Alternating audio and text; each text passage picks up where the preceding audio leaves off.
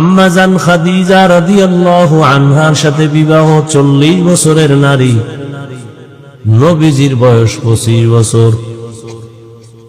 নবীজির ভরা যৌবন, তাজা শক্তিশালী নবী। এখানেও আমার রবের বড় পরীক্ষা। তাও আবার 40 বছরের নারী, অবিবাহিত না। 2 জন স্বামী বিদায় হয়ে গেল, তৃতীয় হিসাবে রহমতের নবী আমার। কন্যা হইতেছে বারবার কন্যা। আরবের মানুষ কন্যা পছন্দ করে না, কঠিন পরীক্ষা চলতেছে। রহমতের নবীর চেহারা একবার দেখলে যার 7 দিনের ক্ষুধা থাকে না, যেই রহমতের নবীর চেহারা দিয়ে নজর দিলে জাহান্নামের আগুন হারাম।